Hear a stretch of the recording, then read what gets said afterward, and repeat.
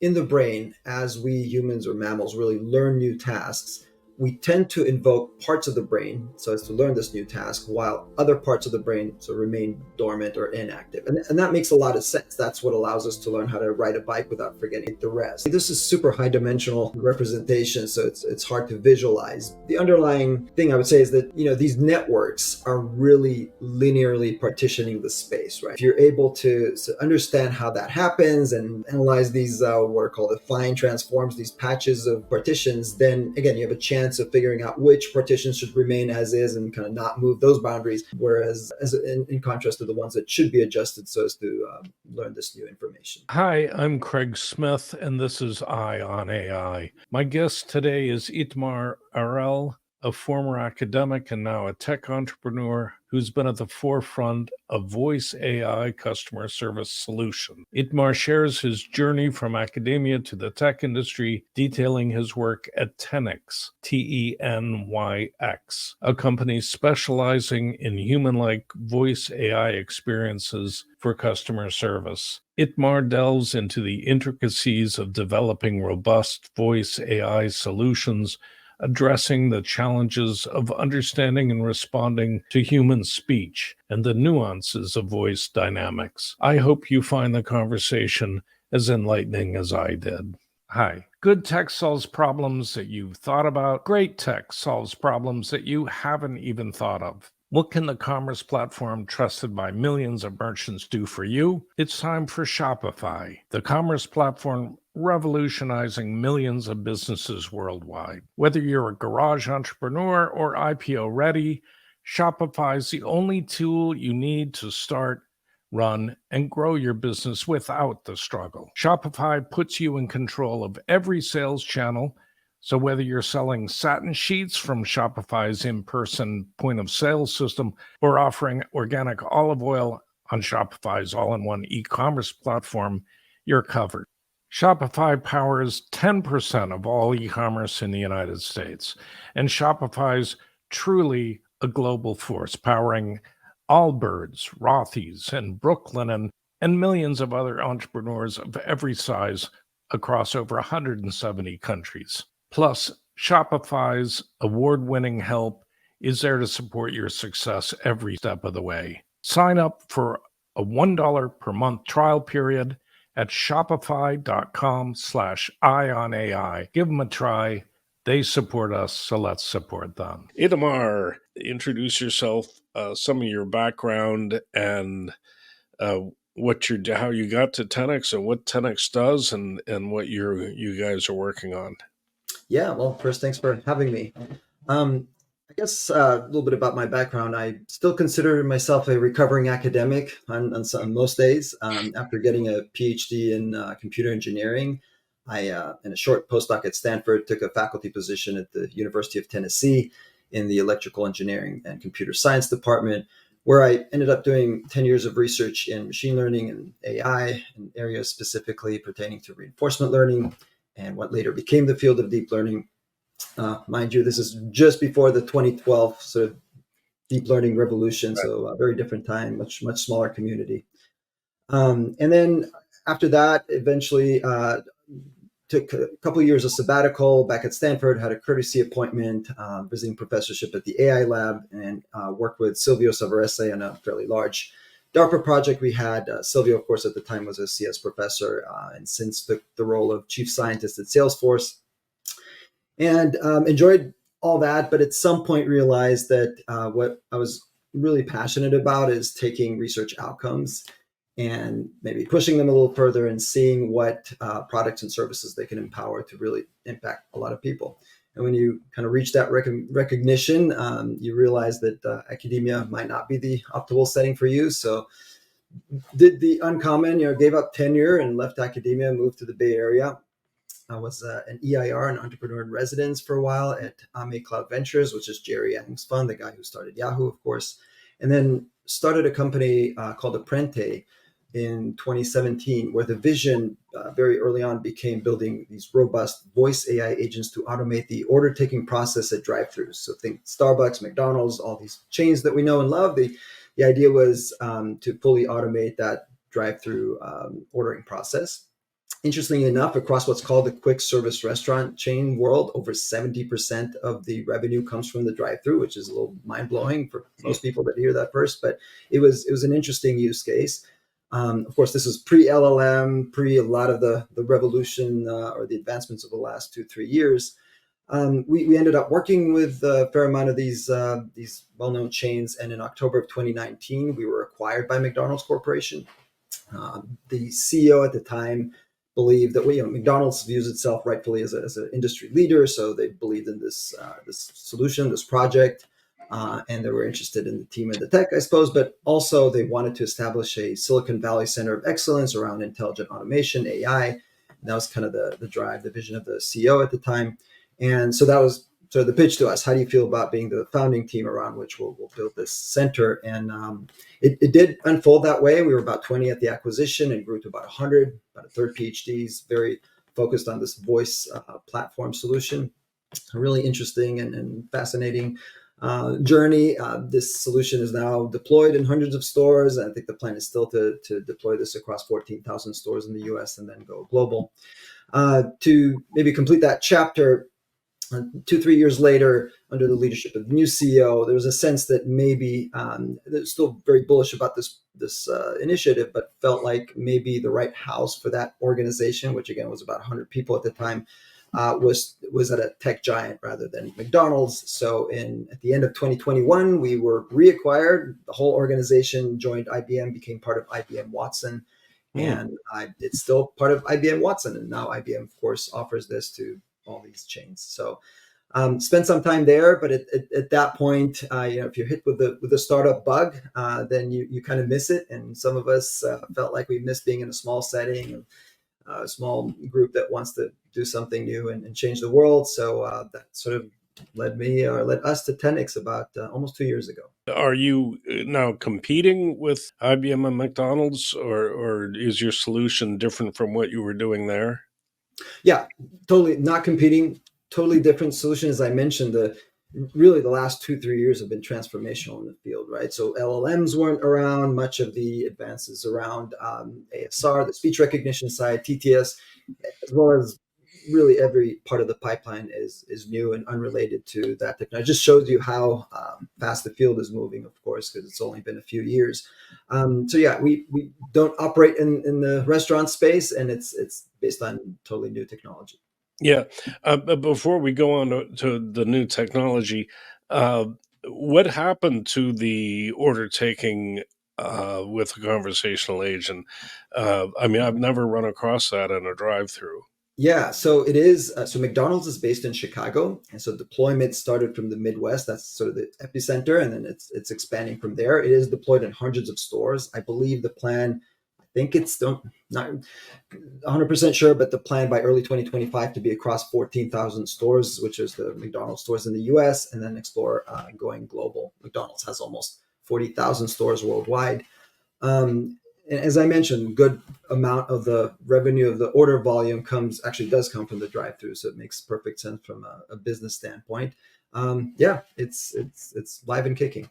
And so, how does Tenex's technology differ from what you were doing before? Yeah, so as I mentioned, there's been a lot that's happened in the ML world since then.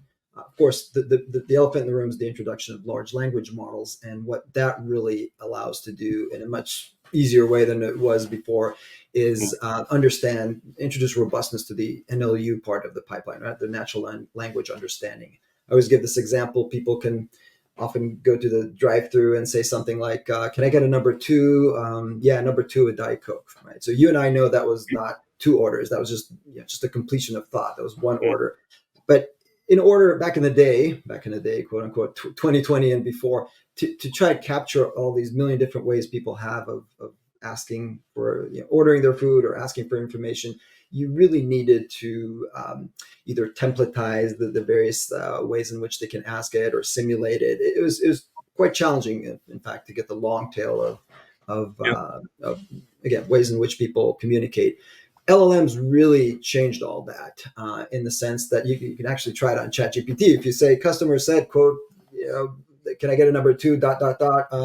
Yeah, number two, a Diet Coke. What did the customer ask for? And in all likelihood, you're going to get one number two with Diet Coke, right? And so, first and foremost, I think NLU's contributed to making the understanding, the robustness and the understanding much more, much easier and quicker. And we did eventually get to automate the vast majority of orders at McDonald's, but frankly, it just involved a lot of manual work, a lot of laborious designing. When now LLMs can really help out with that. Yeah. So Tenyx, when did you start at Tenyx again?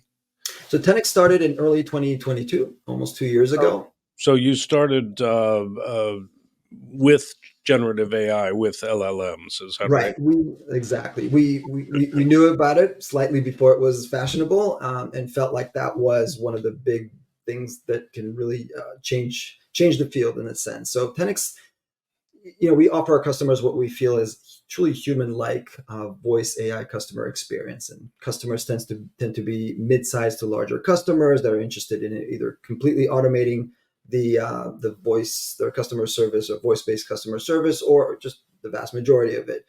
And basically, there's really a bunch of things you have to do. It ties into your previous question to do that well. I mean, I'm sure we've all had the experience of calling a hotel reservation or airline, and you're usually greeted, if it is an automated system, you're greeted by a system, a conventional system called IVRs, and these voice response systems tend to be very brittle. It's the ones that tell you, press one for that, press two for that. I think you said representative. And what winds up happening most of the time, I'm sure you and I both experience this, is 90% of the people actually press 000 and just ask to talk to a person. Right. Right? And the strong sense is that now in 2023, soon 2024, with the introduction, and particularly with all these new technologies, we can finally build systems that can feel natural and flowing and robustly understand us and provide accurate responses to the point where it's just a much better experience, and you don't press 90% of the time. Maybe 90% of the time you're serviced well by these systems, and that's sort of the vision. Yeah. A couple of questions. Are you guys, do you have your own model, or are you pinging a commercial model through an API?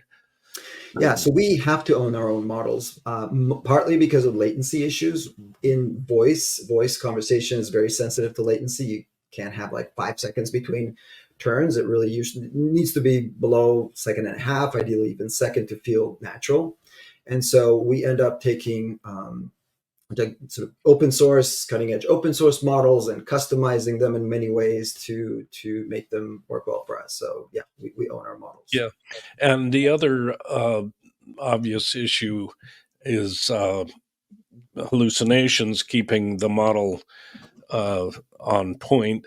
Do you guys use retrieval augmented generation, or some strategy, vector database strategy? Yeah. So absolutely. I think the conventional wisdom is that to make the most of LLMs, you do need RAG, but you also need fine tuning to make this thing work really well in any specific domain. I think that's one of the relaxing aspects of the problem we're tackling, is that on the enterprise side, almost every company, the conversations that people call and talk about tend to be within this restricted domain, right? 99% of the people that call an airline call to either book a flight or change a flight or cancel and so forth. So that makes it slightly easier, in contrast to consumer facing products like Siri or Alexa that are just super open ended, right? You can ask about music, you can ask about information or off the web or the weather in San Francisco tomorrow. So you touched on hallucinations. In our world, you're absolutely right. There's just almost zero tolerance to a solution that doesn't adhere to business logic and rules. You can't say things that are not grounded in reality. You certainly can't say things that are offensive or otherwise inaccurate. And so we developed an approach that has multiple guardrails to mitigate that problem.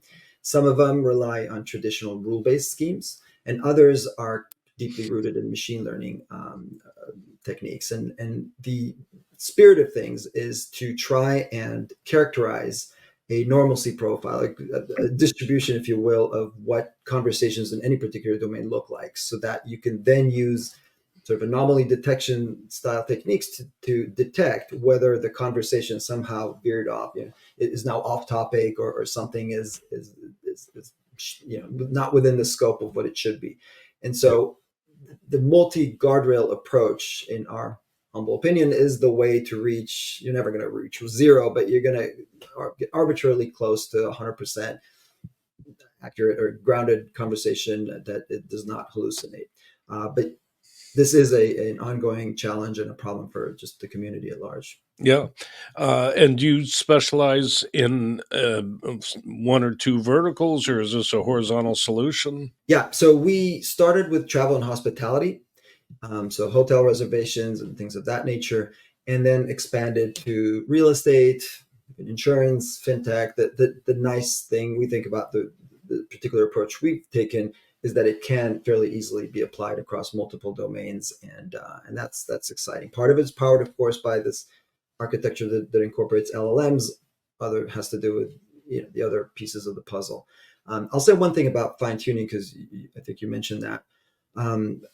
Part of the work we've done, and we just had a piece in VentureBeat about that, is fine tuning is, as it sounds, a way of taking some amount of information within a restricted domain, say hotel reservations. So you take a bunch of conversations, of real world conversations between an agent and a customer. And what you'd like to do is take that so as to polish, to customize an off the shelf sort of foundational LLM to be better in that domain. And fine tuning just involves changing the weights and in effect sort of continuing the learning so as to change the weights so that, again, it's a little better in that domain. It captures the right nomenclature. It responds in the prototypical way. The challenge we noted almost a year and a half ago when we started playing with these things is that it's not as easy or as simple as it sounds. When you change the weights in the process of fine tuning, you oftentimes end up distorting things that were there before. So you suddenly forget knowledge, forget some reasoning, and that relates to a well-known problem in machine learning called catastrophic forgetting, which has been around for 30, 40 years. How do you continue to train while making sure you retain what was there before? And so we have a research team that sort of took that on because we realized that was a key challenge, something we had to solve, and came up with a novel scheme that's able to do that, to allow for fine tuning while making strict guarantees that the knowledge and the reasoning, and more importantly, the RLHF protection that was there before remains. Because one of the other things we saw is that oftentimes when you fine tune, even on benign in-domain conversations, suddenly the protection that was there introduced by RLHF can be removed or cracked to the point where either harmful or biased comments can be produced, and of course that's highly undesirable. Can you talk about that novel approach? Have you published on that, or because that's certainly a hot topic? Right, it is rightfully a hot topic. We haven't published it yet. We are offering it as a beta service, which people can sign up on our website.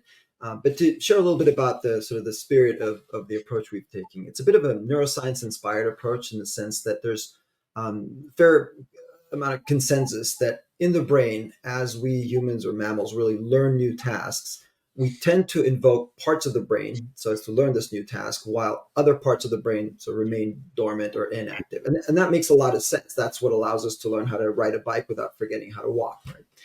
And that's not been the traditional approach to continual learning or fine-tuning. And we were sort of inspired by that in the sense that when fine-tuning, we have an approach that allows the network to look at the data coming in, figure out which parts, which neurons, which weights should be included, should be invoked, tune those so as to learn as much as possible from this data in this specific domain, while kind of keeping everything else as is. And that allows you to fine tune while mitigate forgetting of, again, knowledge, reasoning, and the RLHF stuff. I'm sure there's more than one approach to do it, but we've come up with a framework that we think is very scalable, and that's been pretty exciting. Yeah, can you talk about the framework? I mean, what it involves? Is it offloading memory to a knowledge base, or? So not quite. What it involves is sort of processing the information, the information to be fine-tuned on, and looking at the activations, looking at the geometry essentially that's being represented inside the network. Right, network is this deeply layered now to the tune of billions of parameters. And so if you have a way of looking at which parts get sort of activated as that information, this new information comes in, and you have statistics or information about which parts were called upon when the original data set was trained on, then you have sort of a chance at sort of figuring out which neurons, which weights should be used as in fine tuning, and sort of mask off or deactivate the rest so as to retain what was there before. And in a sense, that's what it's a deeply mathematical approach to look at the geometry of what's being represented, what was represented before, and what's being called upon or represented as this new data comes in. Oh, that's fascinating. So it's a mathematical. You don't have a visualization of the network. That No, that's a challenge. This is super high dimensional yeah. space of representation, so it's hard to visualize. But the underlying thing I would say is that these networks are really linearly partitioning the space, right? So if you're able to understand how that happens and analyze these what are called affine transforms, these patches of partitions, then again you have a chance of figuring out which partitions should remain as is and kind of not move those boundaries. Whereas, as in contrast to the ones that should be adjusted so as to learn this new information. And Mm. that's, I don't know, maybe a little technical, but that's sort of the underlying. Yeah. No, that's fascinating. And the of the fine tuning, the data that you use for the fine tuning yeah. Where are you getting the data sets? Is that stuff that you are there data sets or customer interaction data sets out there that you can license or that are open source, or do you build up your own, or do you use synthetic data? All of the above. I think the best approach is to use real data, even a little bit of real data, and have a way of taking that real data and using a high performing LLM like GPT-4 to generate synthetic data that covers that space, that distribution, right? So some way of taking real data, which you always have less than you'd like, and having that be the core to generate additional synthetic data and then train and evaluate on all that. We think that's probably the best approach at the time, and that's generally the approach we've been taking. Yeah, and that's the training data is text, not voice, right? I mean that the voice to text and the text to voice on either end are not part of the inference. Right. We partner with other companies to do the speech to text, the ASR, and the text to speech. There's a lot of companies that specialize in that. Mm. I guess the one thing I would say is, in addition to the transcription, to the text, which of course is the core of what we're processing, we do extract non-phonetic, non-textual information that oftentimes gives you some just additional cues as to what the customer was saying. And in particular, it pertains to the other thing I think that's key to getting this kind of system to work well is to handle the dynamics of the voice exchange well. We speak very different than we write or we Yeah. text. We tend to use poor grammar and broken English and ums and ems and repetitions, but somehow 6 or 7 year old can handle all that almost naturally. And traditionally, it's been challenging to build machines that do that well, right?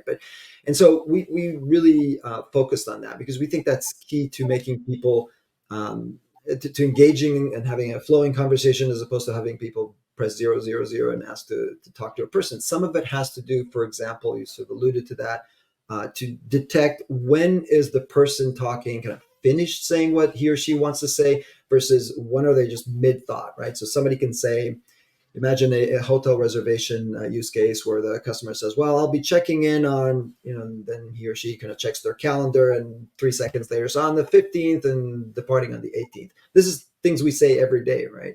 Mhm. But understanding or detecting that's called endpointing prediction in the world of voice processing.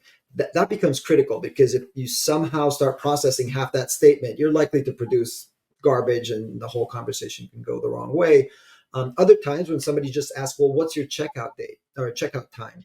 You do want to detect that really quickly and say, checkout is at noon, right? So those kind of things, dealing with situations when one side speaks over another, we humans, again, have this tendency to figure out how to resolve that, say, oh, I'm sorry, go ahead, or understand whether the other side finish hearing what I was saying, or do I need to repeat myself? All these nuances of the voice dynamics are really, really critical to get these things to not be brittle and really be engaging and flowing. And that's sort of a big part of what we're building. Hmm. The market of, I mean, since uh, GPT-4 certainly has kind of filled up with all kinds of solutions, and I would guess Tenyx's market is as crowded as any of them. How do you differentiate yourselves? How do you carve out market share? Is it largely on the strength of your past relationships? Uh, is it through marketing? I'm just curious for a solution like this because I mean I'm in a very different and much less sophisticated uh, activity, but I get pitched daily. There must be at least five, oftentimes more, pitches from LLM powered uh, marketing companies of one sort or another. We can grow your podcast to 10x. Um, and it's just and I'm sure the each one has its merits, but there are just so many. So how do you handle that? Yeah, you're right. I mean, even in the customer service automation space, there are a lot of companies. The majority of them are actually in the text realm, like chatbots for e-commerce and like that's sort of the natural immediate use case. Voice, as I mentioned, voice is more nuanced. Voice is challenging. We speak very different than we write, and getting to manage voice conversations well is a non-trivial task. Maybe that's part of the reason why that subspace, like voice AI, customer service automation, is far less crowded. I'm sure it will get more crowded in the future. And to your point, we do feel like we bring 5 years of experience in building voice AI solutions in the real world with our McDonald's adventures, and so a lot of those learnings do cross over, and particularly around making the conversation feel natural and recovering well. I guess I would say there's four things you got to get right to build an efficient and engaging voice AI solution. One is robustly understanding what the customer said, right? And that has to do with everything we talked about, the broken English and the poor grammar and so forth. The other, of course, is producing accurate responses, right? You do want to respond. When you respond, you want to respond accurately, and that has to do with incorporating RAG and fine tuning. And I would even say fine tuning in the context of RAG, right? RAG involves, or retrieval augmented generation involves having a semantic sort of embedding space that allows you to then search a knowledge base and dig up the right pieces so as to respond to the customer. But that relies on that embedding space being accurate, right, and differentiating. And so there's work, and so we certainly do that in fine tuning even the RAG piece, so that we really make sure we capture the right representation, dig up the right pieces of out of the knowledge base to respond. So that was number two.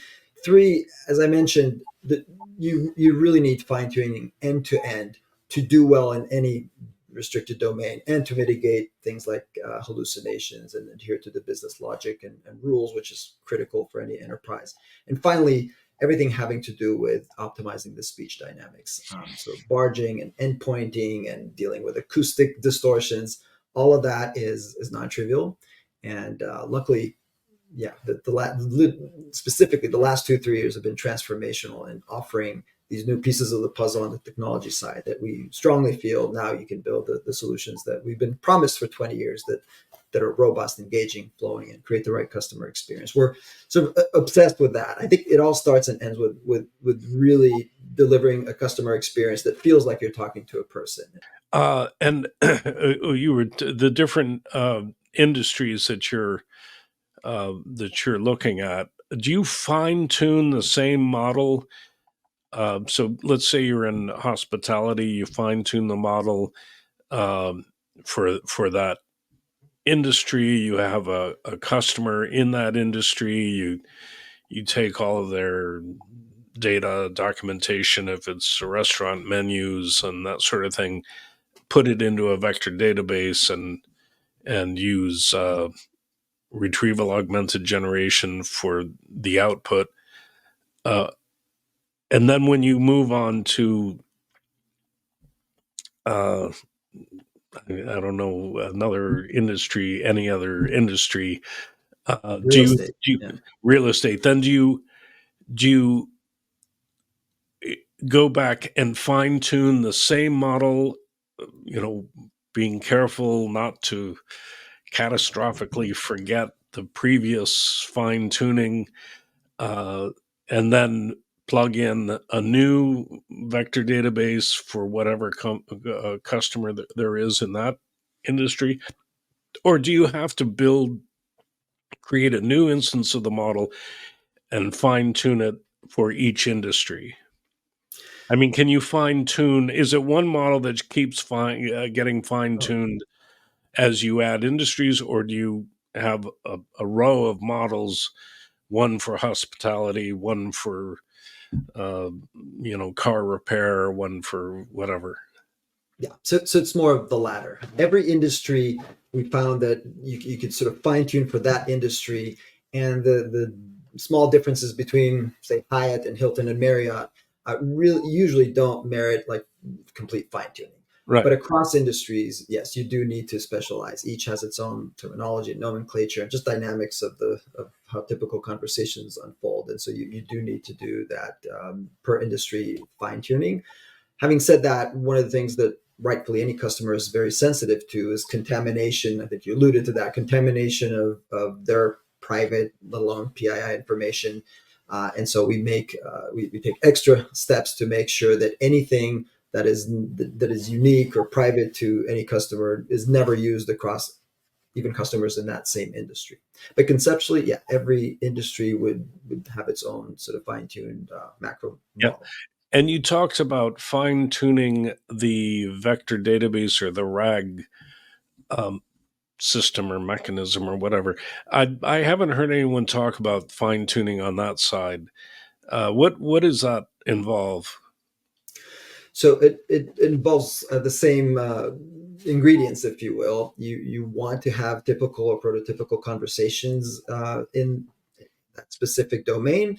So that usually means you take whatever actual real world conversations you have and use high performance LLMs to enrich that and with synthetic to augment that with synthetic data. And ideally, you want to take all that and use your embedding model, if it's a BERT or kind of similar models, and essentially fine tune, like continue to train that model on that data. So it's really kind of a polishing. It's not that you're training everything, this whole embedding from scratch. You want to leverage everything that that model knows about general language and semantics and so forth. But you want to, again, refine it such that that vector database becomes more accurate, more differentiating for that particular domain. It's not always needed, but a lot of times it is, and we found that to be beneficial. Yeah. How do you evaluate these models once they've been fine tuned and you've got your RAG working? Uh, is What's the process for evaluation? Yeah, Because, evaluation of these. because you can't just then turn it on and try it out, even with a dozen people in the office, and oh yeah, it worked great. I mean, if you're going to put it in production, you need some robust evaluation to make sure that it's catching the long tail, or you know where in the long tail it drops off, that sort of thing. Absolutely. And the other reason why you don't want to just test it in folks in the office is because you naturally become very biased and you're not an objective tester anymore, right? Right. So the answer to that always has to be some combination of anything you can do in terms of an automated systems, scripting, and dynamic testing. And then to your point, we do have external testers companies. There are companies that you can hire that sort of call upon people to test this and generate reports of things that work and things that don't work. So to your point, you have to do that, and you have to do it with people that have not played around with it 100 times. Otherwise, they tend to be too biased and not really reflect what a typical customer would sound or interact with this like. On the automated side, that is another very active space of applied research and engineering. Obviously, the general approach is to take, again, high performing LLMs that have been engineered right to play essentially both parts, the virtual customer and the virtual agent, and try to capture as much as you can through that interaction. Of course, voice, again, injects another layer of complexity because text only is very polite and clean turn taking and so forth. And voice, you have interrupts, you have everything else we talked about. So that we have some ways of automating that, but again, always rely on a complementing actual sort of mechanical Turk like, if you will, testing that's independent. Otherwise, you're right, you're bound to discover the bugs when it hits the customer, which you don't want. Yeah. And so on the external testing firms, they have armies of freelancers, I imagine, out there, sort of like Yeah, Mechanical Turk, as you said, who, you know, interact with the LLM, and then all of those interactions uh, are uh, are captured and collated, and then you can see where you're weak, where you're strong, and that sort of thing. right. Do you have an LLM that's playing the customer? Yeah, yeah. And You have both, and you ask them to interrupt each other at times with some probability, and you ask them to maybe ask questions off topic, and yeah, there's just the whole rich world of how do you design these simulated customer and virtual agent interactions, which again helps you oftentimes discover many of the bugs or the issues, but it's never 100%, so it's always highly sure. recommended to complement that And with humans. and are those third party are there companies that provide that service? They have conversational LLMs trained for evaluation of other LLMs, and I would imagine you set it up and let it run for 2 days or however long, and it just accumulates this body of data that then you can analyze. Is that third party or done in house? So it's done in house. I wish there were a third party. That might be a good idea for a business down the road. It requires linguists and ML engineers to put that together. And at this point, we did all that in house. And how long would you let a system run against itself like that, or in that evaluation? Yeah, usually it would entail tens of thousands of virtual conversations to get a good signal as to whether Yeah, works or what are the issues that you're able to capture that way. And then real conversations at that point could be in the order of hundreds, which doesn't take that long to run through. yeah, And as you mentioned, you have recordings, you have transcripts, and you can learn what worked and what didn't that way.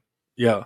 And is the system, once it's live, is it uh, training on interactions as it goes forward, so that it's continually refining itself, discovering new corner cases?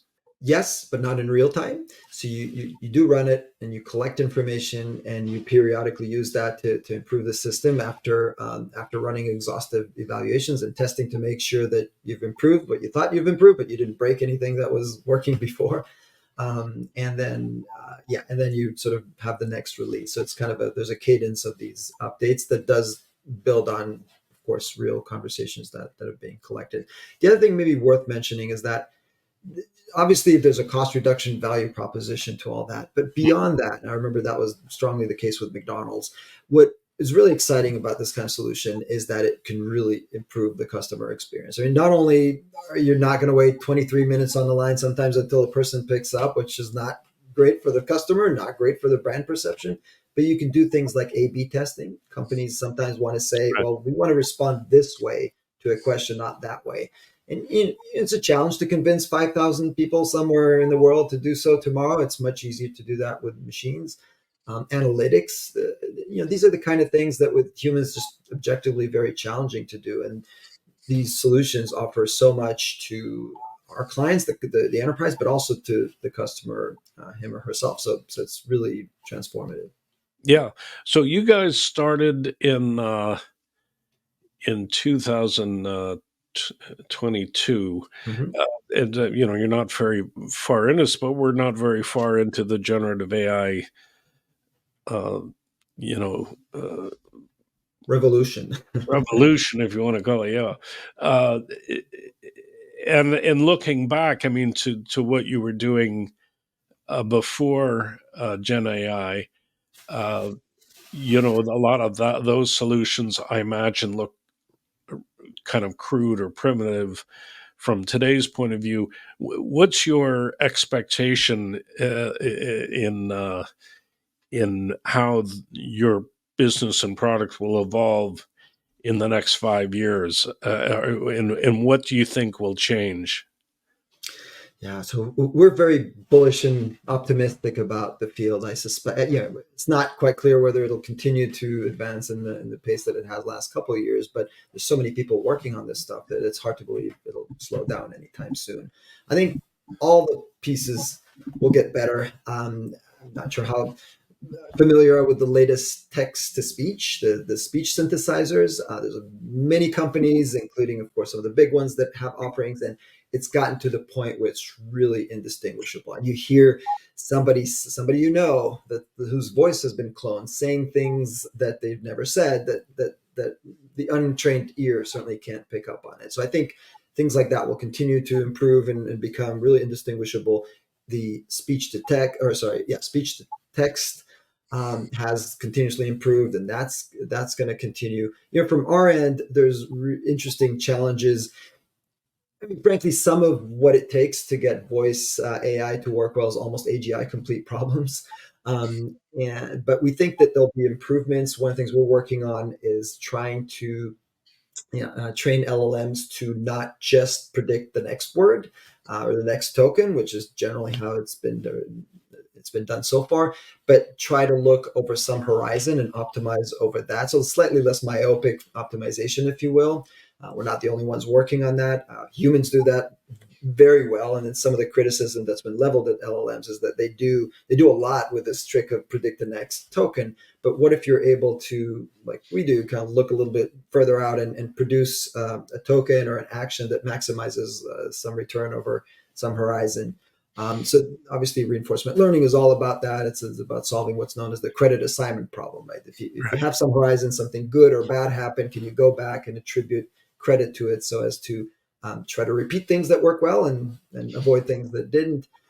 So I think all that's going to enrich LLMs, and it's not just going to be language. As you probably know, there's a lot of these multimodal models coming out now, and they're all going to be stronger and better. I think some of the challenges have to do with implementation, the GPU shortage. There's Right. interesting papers very recently that ask the question, can some of this be implemented in CPU, right, which will cost a Right. lot less and reduce the shortage problem around GPUs. So I think those are some of the exciting things that are over the horizon. Yeah. Yeah. Yeah. It's really a remarkable time. Hi. Good tech solves problems that you've thought about. Great tech solves problems that you haven't even thought of. What can the commerce platform trusted by millions of merchants do for you? It's time for Shopify, the commerce platform revolutionizing millions of businesses worldwide. Whether you're a garage entrepreneur or IPO ready, Shopify is the only tool you need to start, run, and grow your business without the struggle. Shopify puts you in control of every sales channel. So whether you're selling satin sheets from Shopify's in-person point of sale system or offering organic olive oil on Shopify's all-in-one e-commerce platform, you're covered. Shopify powers 10% of all e-commerce in the United States, and Shopify's truly a global force, powering Allbirds, Rothy's, and Brooklinen, and millions of other entrepreneurs of every size across over 170 countries. Plus, Shopify's award-winning help is there to support your success every step of the way. Sign up for a $1 per month trial period at shopify.com/ionai. Give them a try. They support us, so let's support them. That's it for this episode. I want to thank Itamar for his time If you want to read a transcript of today's conversation, you can find one on our website, EyeOnAI. That's EYE-ON.AI. In the meantime, remember, the singularity may not be near, but AI is changing our world. So pay attention.